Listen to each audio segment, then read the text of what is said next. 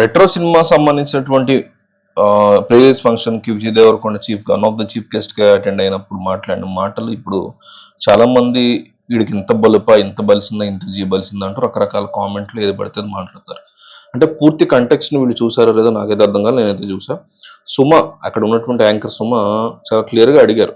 ఏమనంటే, మీరు వెనక్కి టైం మిషన్ వచ్చి కాలంలో వెనక్కి వెళ్ళగలిగితే మీరు ఏం చేస్తారు అని అడిగితే బ్రిటిషర్లను ఇరగ్గొడతా అన్నాడు.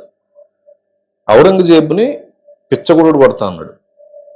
ఖచ్చితంగా ఎవరైనా అదే చేయాలి, అదే చేస్తాం కూడా. బ్రిటిషర్లు మన దేశ సంపదనంతా దోచుకుపోవడం వల్ల one of the major factors India ఈ రోజు వెనకపడిపోవడానికి మన పొలిటీషియన్స్ చాలా పెద్ద కారణం. అయితే కాంగ్రెస్, బీజేపీ, చిన్న చిన్న లోకల్ పార్టీలు, రీజనల్ పార్టీలు ఇవన్నీ చాలా పెద్ద రీజన్స్ మనం అభివృద్ధి చెందకపోవడానికి.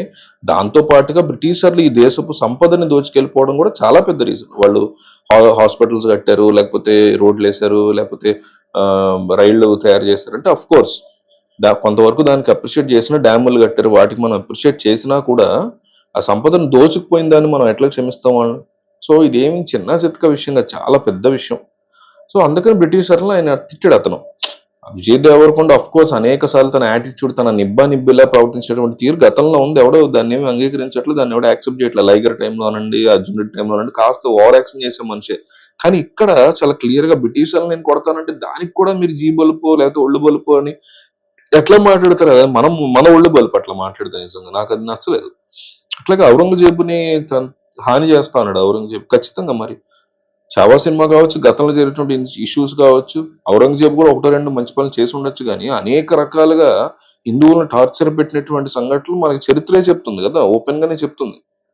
సో అట్లాంటి మాటలు మాట్లాడడాన్ని మీరు ట్రోల్ చేస్తాం ఎట్లాగా, లేకపోతే దాన్ని జీబలుపుని అసలు ఏ రకంగా మాడతారు?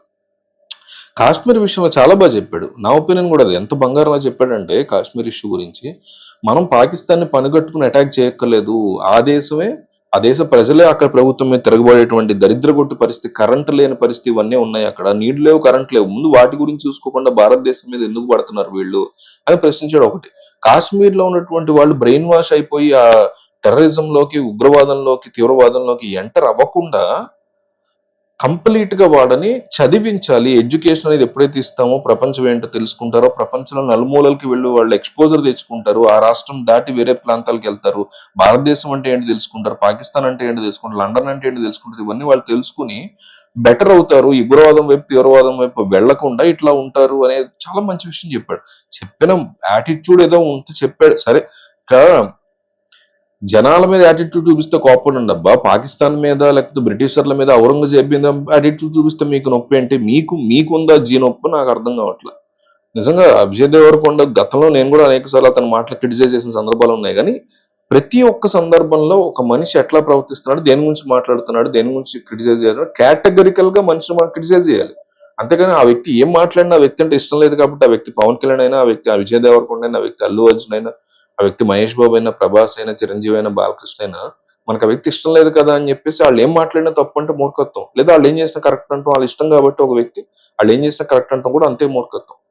కేటగిరికల్ గా థింగ్స్ ని డివైడ్ చేసుకుని మనం ఒక వ్యక్తిని క్రిటిసైజ్ చేయాలి లేదా అప్రిషియేట్ చేయాలని నా ఉద్దేశం, నా ఒపీనియన్.